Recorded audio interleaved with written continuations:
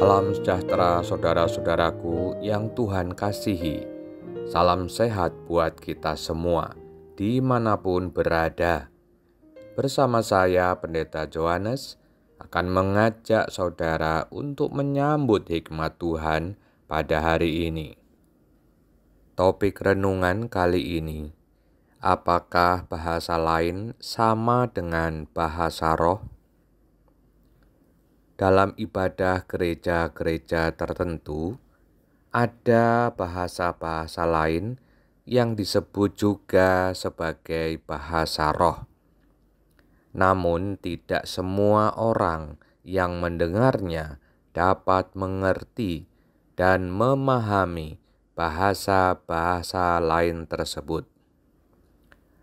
Dalam Kisah Para Rasul pasal 2 ayat 4, murid-murid Yesus juga berkata-kata dalam bahasa-bahasa lain, seperti yang diberikan oleh Roh itu kepada mereka untuk mengatakannya. Akan tetapi, semua orang yang mendengarnya dapat mengerti dan memahami bahasa lain tersebut, seperti layaknya bahasa mereka sendiri. Kisah Para Rasul pasal 2 ayat 8. Lalu, apakah bahasa-bahasa lain itu adalah bahasa roh? Memang tidak secara eksplisit tertulis demikian di dalam Kisah Para Rasul pasal 2. Namun, dalam Kisah Para Rasul pasal 10 ayat 46 dan 47 secara eksplisit disebut sebagai bahasa roh. Petrus mengatakan bahwa roh yang sama dicurahkan juga kepada bangsa-bangsa lain. Dengan demikian, bahasa lain yang diberikan oleh roh adalah bahasa roh, dan ketika bahasa roh itu diucapkan, maka kuasa roh itu akan membuat semuanya mengerti dan memahami. Bahasa yang membangun cinta kasih, bahasa yang menyatukan, bahasa yang mendamaikan, bahasa yang menyejukkan, dan bahasa yang menyelamatkan.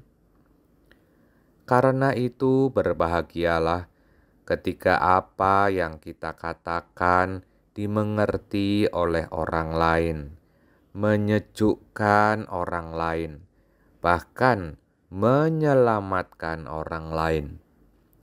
Itulah bahasa yang dianugerahkan Roh Kudus kepada kita untuk menyatakan kabar baik dan untuk memuliakan Allah. Mari kita berdoa.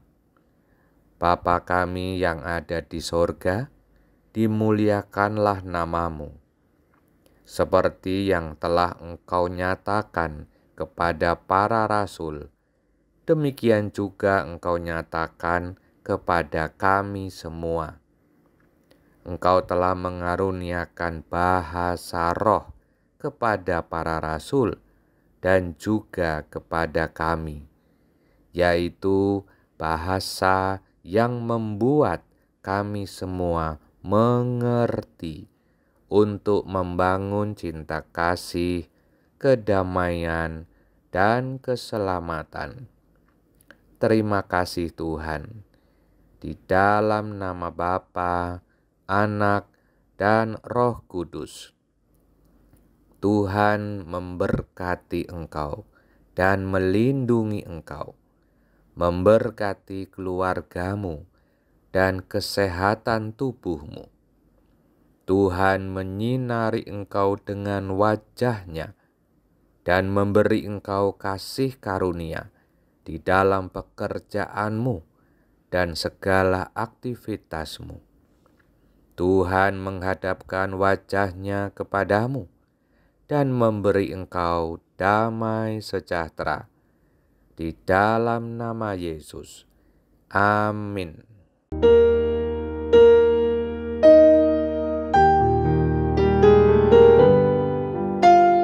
Demikianlah saudara-saudaraku, berkat Tuhan buat kita semua. Saya percaya Tuhan Yesus ada bersama saudara saat ini, menyertai, menemani, dan menuntun langkah saudara, langkah kita semua. Selamat beraktivitas bersama Yesus. Sampai jumpa pada renungan berikutnya. Immanuel, Tuhan beserta kita.